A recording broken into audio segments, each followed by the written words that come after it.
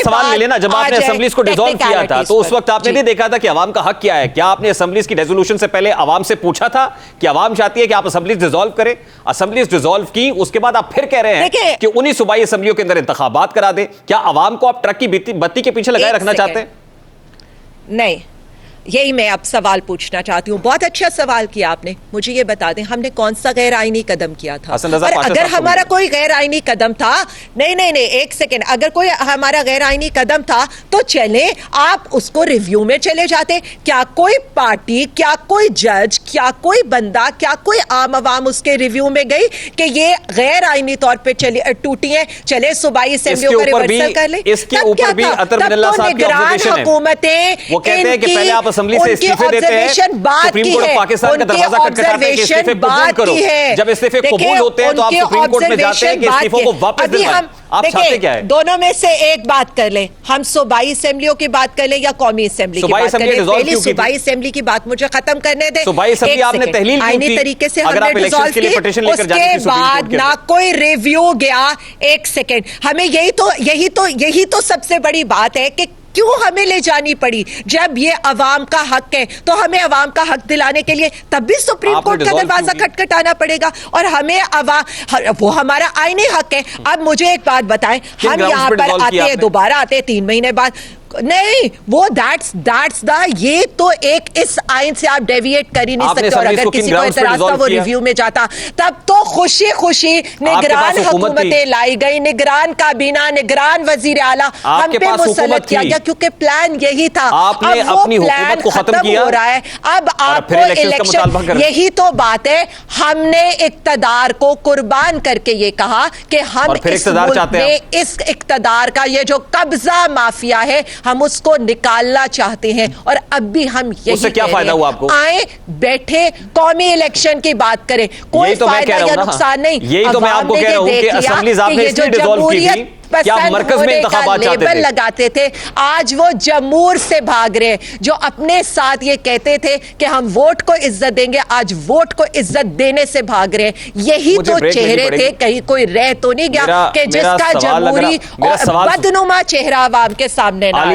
ये factually incorrect नहीं है। मैं 27 मार्च का फैसला निकाल कर बैठी हूं, जिसके ऊपर देखिए जी, ऑर्डर ऑफ द कोर्ट के अंदर पहली लाइन ये है कि ये फैसला 3-2 है। ऑर्डर ऑफ द कोर्ट आया था, मार्च को होना था, वो ऑर्डर ऑफ द कोर्ट मंजरेआम पर आया ही नहीं। आलिया 27 मार्च को देखिए, मेरी एक बात सुने, इन 3 जजेस ने इस सारी चीज को कभी सुना ही नहीं है, पहली चीज। और उसके बाद जब 27 तारीख को सुप्रीम कोर्ट के चीफ जस्टिस इसको रिकॉन्स्टिट्यूट करें और उसके नीचे ये 3 जजेस साइन करें, तो उसके बाद तो किसी भी इख्तलाफी नोट की कोई अहमियत रह नहीं जाती। वो आप किन दस्तखतों की बात कर रही हैं? इतनी अहमियत है, सिर्फ एक सेकेंड, इन तीनों जजेस के दस्तखत, उस पर 9 जजेस के दस्तखत है, और उस पर यह कहा जा रहा है कि हम रिकॉन्स्टिट्यूशन ऑफ बेंच का इख्तियार चीफ जस्टिस ऑफ पाकिस्तान को देते हैं। कोई ऐसा ऑर्डर ऑफ द कोर्ट नहीं है, कोई ऐसा ऑर्डर ऑफ द कोर्ट नहीं है। आज अतर मिनल्ला ने अपने इख्तिलाफी नोट के अंदर वाज़ेह कर दिया। व्हाट्सएप करती हूं आज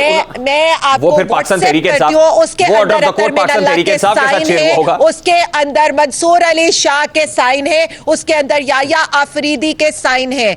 आगे 27 मार्च का है, और जब आप अपने हाथ काटकर चीफ जस्टिस को दे रहे हो और खुद उनसे ये कह रहे हैं, मार्च की बात कर रहा हूं मैं, यकुम मार्च के आज खुद नोटिस केस की बात कर रहा हूं। देखिए मेरी बात सुने, मार्च को जब फैसला आया, ऑर्डर ऑफ द कोर्ट मंजरेआम पर नहीं आया। देखिए मेरी बात सुने, मेरी एक बात सुनने, मेरी एक बात सुनने, मैं जो बात कर रही हूँ, आप यही तो मैं बताना चाह रही हूँ। जब इन 3 जजेस ने बैठकर उस चीज को सुना ही नहीं है, आपने जब एक चीज को आप सुन ही नहीं रहे, तो आप किस तरह से कह सकते हैं कि आप उसकी जजमेंट का हिस्सा है? और आज आपको ये इतने दिनों के बाद कैसे याद आ रहा है कि ये एक इख्तलाफी फैसला है या एक अक़लियती फैसला है? बात होगी तो बहुत सी चीजों पर होगी। 9 रुकनी बेंच था, उसमें जस्टिस जमाल मंदुखेल, जस्टिस अतर मिनल्ला, जस्टिस मंसूर अली शाह उस बेंच का हिस्सा थे।